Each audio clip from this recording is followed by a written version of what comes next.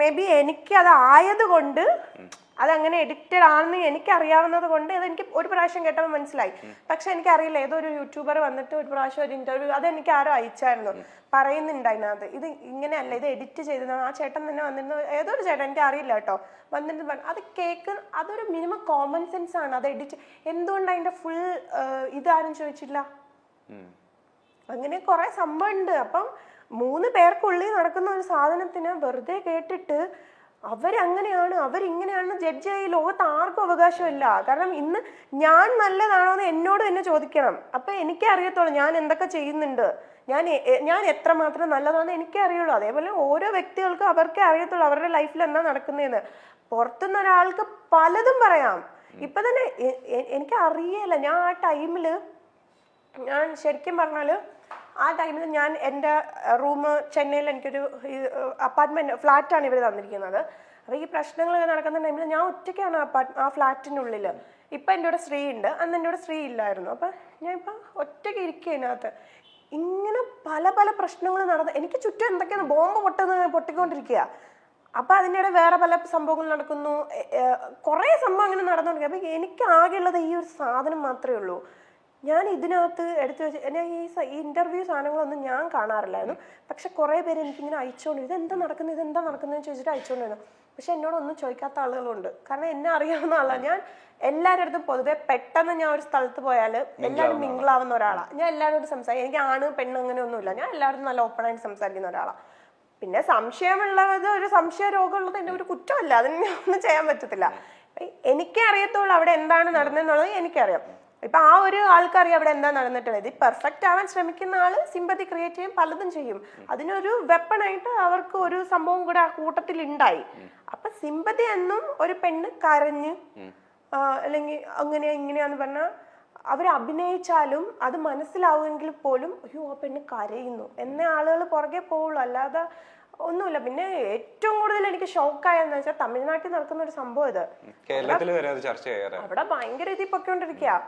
ഞാൻ ഞെട്ടിപ്പോയത് അവിടെ കുറച്ച് ഇത്രേ വന്നോള്. ഇവിടുത്തെ ന്യൂസ് എടുത്ത് നോക്കിയപ്പോഴേ എന്റെ പൊന്നു ചേട്ടൻ, ഞാനത് ഓപ്പൺ ചെയ്തപ്പം ഫസ്റ്റ് കാണുന്നത് എന്തോ ഹോട്ടൽ ദൃശ്യം പുറത്ത്. എങ്ങനെ ഇരിക്കും ഹോട്ടൽ ദൃശ്യം പുറത്ത്? എന്തൊക്കെയായി? അതായത് ഒരു ആൺകുട്ടിയോട് മിണ്ടിയാൽ അടുത്ത ഇന്നലെ ഒരു പ്രശ്നം നടന്ന അടുത്ത വരുന്ന ഹെഡ്ലൈൻ ആണ് ഹോട്ടൽ ദൃശ്യം പുറത്തുനിന്ന്. എങ്ങനെ ഇരിക്കും? ഞാൻ ഒന്നാമത് ആ ടൈമിൽ കുറച്ച് മെന്റലി കുറച്ച് ഡൗൺ ആയി. എന്നാലും ഞാൻ മെന്റലി സ്ട്രോങ് ആയിട്ടിരിക്കും. കാരണം ഞാൻ എന്നെ ആരുടെ മുമ്പിൽ ഞാൻ വിട്ടുകൊടുക്കില്ല. ഞാൻ സ്ട്രോങ് ആയിട്ട് നിന്നാൽ എനിക്ക് വേണ്ടിയിട്ട് ഞാൻ സ്ട്രോങ് ആയിട്ട് നിൽക്കണം, അല്ലാതെ എനിക്ക് വേണ്ടി ആരും സ്ട്രോങ് ആയിട്ട് നിൽക്കില്ല.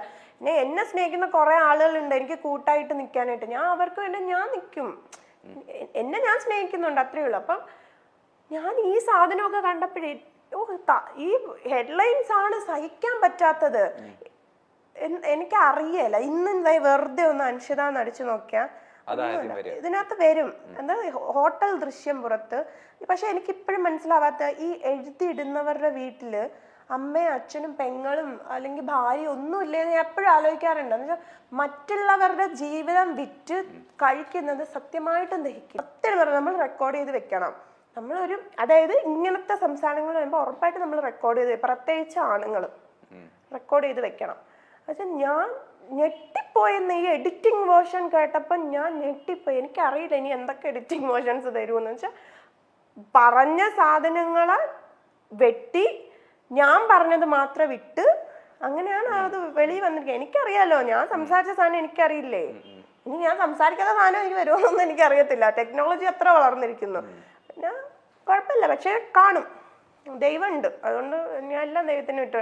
ഞാൻ എപ്പോഴും പറയാനുണ്ട്, ദൈവം എനിക്ക് തരുന്നത് എൻ്റെ ലൈഫിലെ ഓരോ സാധനവും എനിക്ക് ഏറ്റവും പെർഫെക്റ്റ് ആയിട്ടുള്ളത് ദൈവം എനിക്ക് തന്നിട്ടില്ല ഇന്നേ വരെ. കൂടെ ഇവിടെ ചെയ്യുന്നതിന് മുമ്പേ ഞാൻ ചെറിയ ചെറിയ ക്യാരക്ടേഴ്സൊക്കെ ചെയ്തിട്ടുണ്ട്. കൂടെ ഇവിടെ ചെയ്യുന്നതിന് മുമ്പേ ഏഷ്യാനെറ്റിൽ തന്നെ ഒരു മെയിൻ സീരിയലിലെ നായികയായിട്ട് വിളിച്ചു. അതെൻ്റെ കയ്യിൽ നിന്ന് പോയി.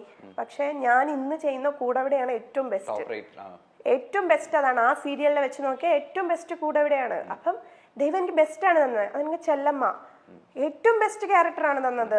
അതേ കണക്കൊരു ക്യാരക്ടർ ആരും ചെയ്യുന്നില്ല ഞാൻ ഉറപ്പായിട്ടും പറയാം. എന്ന് വെച്ചാൽ അമ്മ ഒരു ക്യാരക്ടർ പെർഫോം ചെയ്യാനുണ്ട്. ഒരു ആർട്ടിസ്റ്റ് എന്ന നിലയിൽ പെർഫോം ചെയ്യാനുണ്ട്. ഇന്ന് തന്നെ ഇവള് വന്നിട്ട് എന്നെ കണ്ട് എൻ്റെ എന്താ അഞ്ച് കറുത്തു പോയല്ലോ എന്ന് പറഞ്ഞിട്ട് ഞാൻ കൈ ഇത്രയുള്ളായിട്ട് എൻ്റെ കൈ ഞാൻ ഇപ്പോൾ ഫുൾ കൈ ഇടുന്നതിന് മെയിൻ റീസൺ ടാൻ അറിയാണ്ടിരിക്കാൻ വേണ്ടിയിട്ടാണ്. ഇവിടുന്ന് ഫുൾ കറുത്തിരിക്കുക, എൻ്റെ മുതുക് ഫുൾ കറുത്തിരിക്കുക, ബ്ലൗസ് ഇടുന്ന ഇതിൽ ഫുൾ കറുത്തിരിക്കുക. ഞാൻ നന്നായിട്ട് കഷ്ടപ്പെടുന്നുണ്ട് ചേട്ടാ, വെയിലത്ത് നന്നായിട്ട് കഷ്ടപ്പെടുന്നുണ്ട്. നമ്മൾ വിചാരിക്കുന്ന വെയിലല്ല ചെന്നൈ വെയിൽ. നന്നായിട്ട് വെയിലത്തും മഴയത്തും ഒക്കെ ഞാൻ നന്നായിട്ട് കഷ്ടപ്പെടുന്നുണ്ട്. സൈക്കിള് ചവിട്ടി കൊച്ചിനെ എടുത്തോടി ഒക്കെ കഷ്ടപ്പെടുന്നുണ്ട്. അത് എനിക്ക് ഞാൻ ചെയ്യുന്ന ഓരോ ക്യാരക്ടേഴ്സിനോടുള്ള എൻ്റെ ഇഷ്ടമാണ്. അപ്പൊ അതുകൊണ്ട് ഞാൻ എപ്പോഴും ഒരു കാര്യമുള്ളൂ, ദൈവം ഉണ്ട്, ഇതിനൊക്കെ ഉള്ളത് ദൈവം കൊടുക്കും. അന്ന് ഈ ഇഷ്യൂ ഒക്കെ ഉണ്ടായ സമയത്ത് ഇവിടെ നമ്മളെ ജോലിനെയും നമ്മളുടെ സഹപ്രവർത്തകരെ എന്തെങ്കിലും ഓഫർ വന്നിട്ടുണ്ടെങ്കിൽ അതിനെയൊക്കെ ബാധിച്ചിട്ടുണ്ടായിരുന്നു ഈ ഇഷ്യൂ? എനിക്ക് ആ ടൈമിൽ വേറെ ഓഫേഴ്സ് ഒന്നും വന്നിട്ടില്ല. അങ്ങനെ ഞാൻ ഇപ്പോൾ ഓൾറെഡി ചെയ്യുന്നതുകൊണ്ട് അങ്ങനെയൊന്നും ഉണ്ടല്ലോ. പക്ഷെ മെന്റലി നമ്മളെ കുറച്ച് ഡൗൺ ആക്കാൻ പല സൈഡിൽ നിന്നും ശ്രമിച്ചു. എന്ന് വെച്ചാൽ ഞാൻ പറഞ്ഞില്ലേ, നമ്മുടെ വളർച്ച ഇഷ്ടമില്ലാത്ത ആളുകളുണ്ട്. അപ്പൊ അവര് നമ്മളെ കിട്ടിയ അവസരത്തിൽ ചവിട്ടി താഴ്ക്കുക എന്ന് പറയില്ലേ. അല്ലാതെ ഞാൻ നോർമലായിട്ടിരിക്കുമ്പോൾ എന്നെ ആർക്കും ചവിട്ടി താഴ്ക്കാൻ പറ്റത്തില്ല. അപ്പൊ ആ ഒരു ഇതിൽ അവർക്ക് അറിയാം മെന്റലി ഇവള് വീക്കാണ് എന്നുള്ള ടൈമിൽ മെന്റലി കുറച്ച് എന്നെ ഒന്നും കൂടി വീക്കാക്കാൻ നോക്കി. പക്ഷെ വിട്ടുകൊടുത്തില്ല. എത്രയൊക്കെ നമ്മൾ ബോൾഡ് ആണെന്ന് പറഞ്ഞാലും ആ സമയത്ത് നമ്മൾ ഒരുപാട് പ്രശ്നത്തിലൂടെ എത്ര ബോൾഡാന്ന് പറഞ്ഞാലും എല്ലാവരും മനുഷ്യന്മാരാണ്. ഞാൻ ഭയങ്കര വലിയൊരു സംഭവം തന്നെ ഇവിടെ എന്റെ ഇടയ്ക്ക് നടന്നിട്ടുണ്ട്. പക്ഷെ എനിക്കത് ഷെയർ ചെയ്യാൻ താല്പര്യമില്ലാത്തതുകൊണ്ട് ഞാൻ അത് പറയുന്നില്ല. എന്ന് വെച്ചാൽ നമ്മള് വിട്ടുപോകും, നമ്മൾ മൊത്തത്തിൽ നമ്മൾ വിട്ടുപോകും, നമ്മളെ മൈൻഡും കാര്യങ്ങളും ഒക്കെ വിട്ടുപോകും. നമ്മള് എന്തിന് എന്ന് തോന്നും.